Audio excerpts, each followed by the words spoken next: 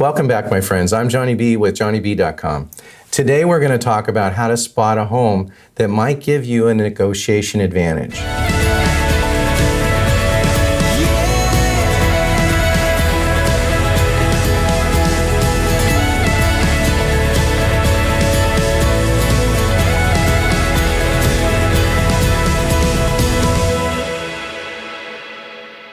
When a home comes out on the market, the very first weekend, what do you think the seller is thinking?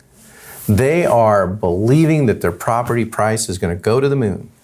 It is so valuable because they have brass doorknobs or whatever it is that they justify that their home is so far more valuable than any home that's ever been sold in this market. What happens when a home is overpriced is it doesn't get any offers. And then eventually the seller has to come to terms with, do I need to lower my price or is it the agent's fault? Of course, they're going to think it's the agent's fault. It's always the agent's fault. Eventually, they will lower the price. It could be the agent's fault. That's case by case. But usually, it's the price. So once the price is too high, then they lower it after a while. Usually, it's 2 or 3 weeks, sometimes 4 weeks. They'll lower the price. Depends on the pace of the market. Also depends on the value of the home. If it's a very high-end home, it could take several months to find the right buyer who's willing to buy that home. There's not thousands of people that can afford a $5 million home. But after a month, it'll come down a little bit, then come down a little bit more, and then come down a little bit more. Eventually, it could hit the market action price. The things that can happen is the pricing could be moving up. So you have the pricing coming down incrementally, and you got the value coming up, and they intersect and they hit the action level. Sometimes that takes 3-4 months, and then you're ready to make an offer on it, and then boom, there's 3 more offers. Do you know what most buyers tell me when this happens? I don't believe this. Something's wrong here. It doesn't smell right. This thing's been on the market for months. There's been no offers. Now all of a sudden there's 4 offers. Are you kidding me? The reality is this intersection occurred. It's funny, I have actually warned clients that we are now in the action zone. This property is now ready to get offers. And they think that I'm giving them marketing talk to get them to speed up. I am trying to get them to speed up so I can negotiate it lower. I remember a client who I could have negotiated the property. We were the only ones on the table. We had enough time to negotiate it, but he took several days to think about it at each juncture in the negotiations, and that added up to where we could no longer get the house at the price that he wanted at the target where we could have put it together. Now there were 2 more offers and the price went way beyond his reach. He ended up buying a beautiful home at a higher price that he loved and it was worth it to him.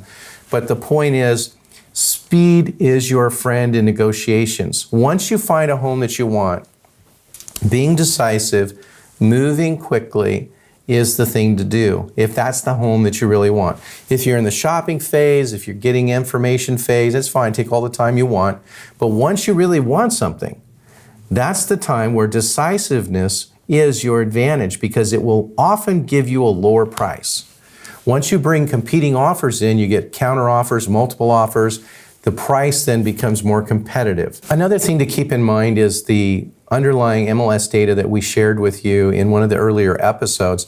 That'll tell you the pace of the market. So if this has been on the market longer than that pace and there's been no offers and there's been no price movement, the price movement needs to come from our offer.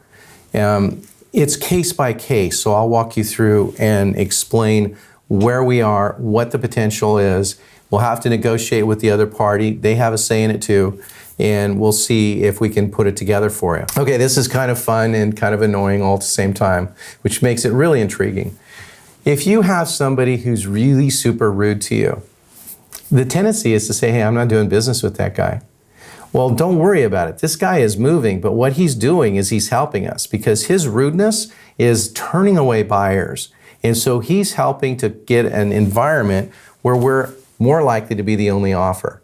If the listing agent is rude, if the listing agent is late, if the seller won't allow us access, if the seller is rude, if the kitchen's not clean, all the things that you might find annoying is gold because it's annoying our competitors. We want to have all of the offers eliminated possible. They can be as annoying as they want. I love it because we have our eye on the prize.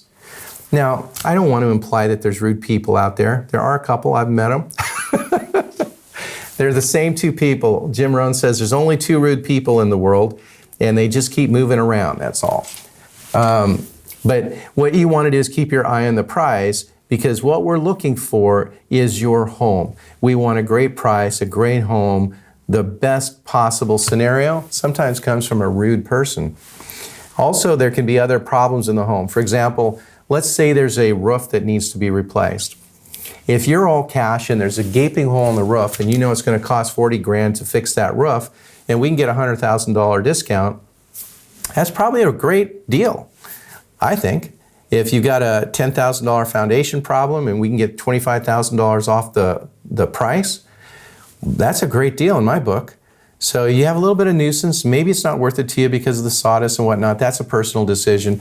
But from a pure dollar and cents position, if you have the cash for the repair, then it can make sense.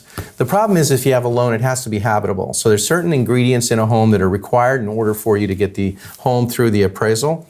And if you can't get the appraisal, you can't get the loan. So we have to look at everything case by case. Okay, this is all kind of alluding to negotiations.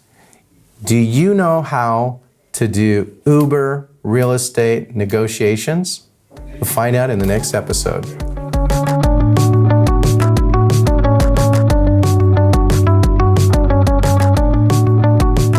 I'm really happy with my first home buying experience. And especially we happened to meet John, and very, very lucky to find him, first of all. I'm glad that we found him. We, as a first-time home buyer, we were thinking of what we should be doing, how we should be approaching our new home, what would be the best offer letter, how to write offer letters, what would be the best price, what is appraisal, what is contingencies, all of that. And all it started with John giving us the initial lecture, to so to speak, and get us to know all the details of home buying. And that set the tone initially. And yes, look, we like this house a lot, but this was not the first house where we made offers for. We made 3 offers, I guess, and we, initially we thought of, whether it's high price, low price, area is right, not. We discussed a lot of things, and John suggested us a couple things, but to be very honest with you, for the first home buyer, first time, it took a while to understand what he was saying. And market conditions were different in this case, right? The market was coming up, was going high. And we were disappointed initially with the first 2 offers being lost. But yet we had confidence in John because he actually kept us providing right information, and whatever he said turned out to be right with respect to those offers. And that's you need somebody who you can rely on, you can trust on, you can depend on. And John did excellent work with us. He was there for us every time. He picked up every phone call that I made. At times he was busy, but he will always call back when he needed to provide some information to us. And with respect to this house, actually, it was a combination of me, my wife, and John. I mean, he provided us exact guidance. We followed all the principles he suggested. And, this time around, the reversal happened. Actually, he gave us the offer. He actually suggested us that we should be bidding X amount. We were trying to bid way much, but he actually got us down to bid exact amount of money, and we got the house even cheaper than that. So amazing, so happy. Thank you, John, for your trust, for your confidence, and for all the support that you have given it us. I'm definitely going to have a blast in this house, and will enjoy your company. Thank you so much.